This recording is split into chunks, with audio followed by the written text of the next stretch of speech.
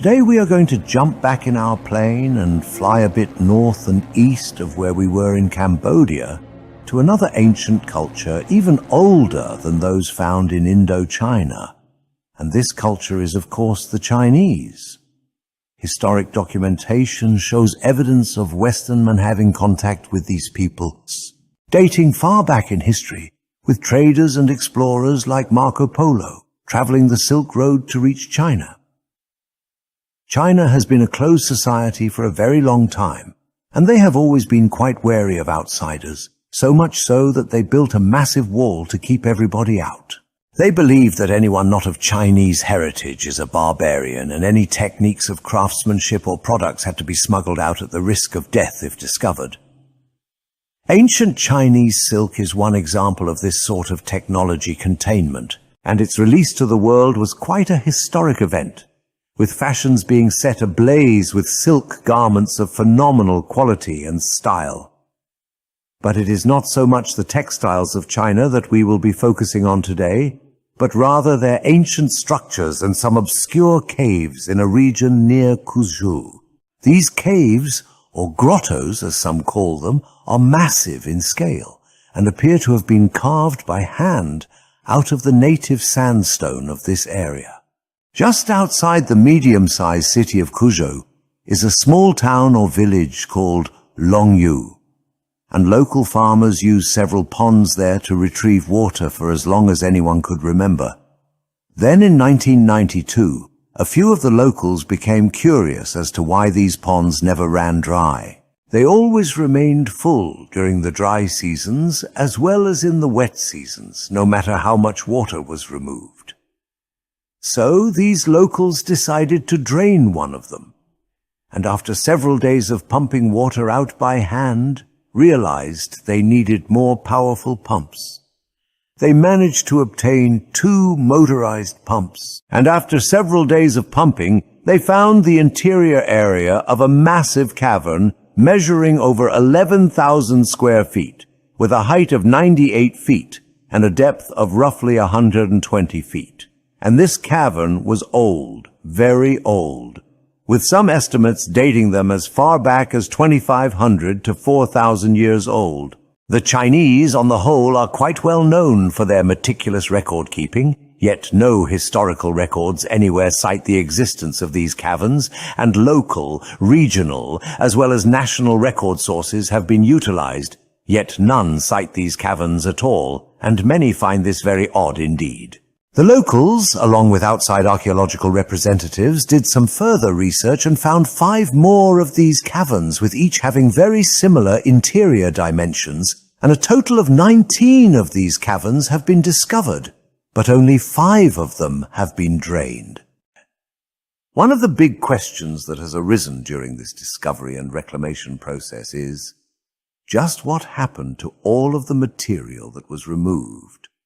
In-depth searches all around the area and further afield have not discovered any spoil piles at all. Some have speculated that the material was crushed and used as base material for roadworks centuries ago. But again, there is no records of any such effort, and the Chinese keep records of these kinds of construction projects. There are many theories as to how these were carved, with some even stating that the ancient Chinese had the help of extraterrestrials, or that modern-like machinery was used to carve them out, but research has indicated that these were in fact carved out by hand, and it would have been quite a monumental task to do this work, and it would have taken quite some time to accomplish.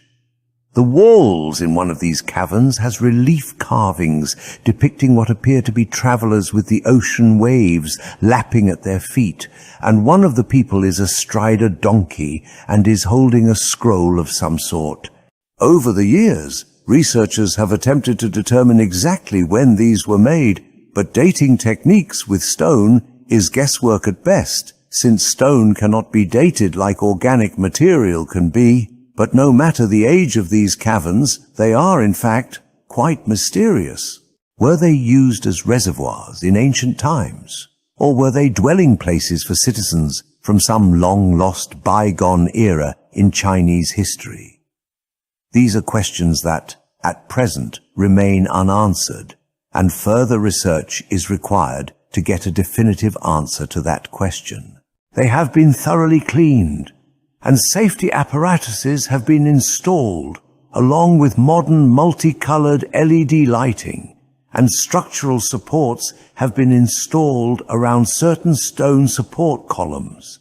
And these caverns have become quite a great source of revenue for the area, with visitors coming from all over the world to view them and study their massive proportions.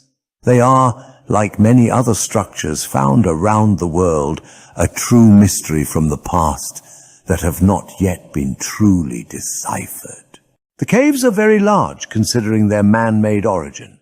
The average floor area of each cave is over 11,000 square feet, with heights of up to 98 feet, and the total area covered is in excess of 320,000 square feet. The ceiling, wall, and pillar surfaces are all finished in the same manner, with a series of parallel bands or courses about 24 inches wide, containing parallel chiseling marks set at an angle of about 60 degrees to the axis of the course. Over the centuries, these caves have maintained their structural integrity and do not interconnect with each other at all. About 120 miles to the northwest can be found the Huashan grottos at the riverbanks of the Shinan River, and these grottos somewhat resemble the Longyou caves, but are likely to have been built more than 1,500 years later.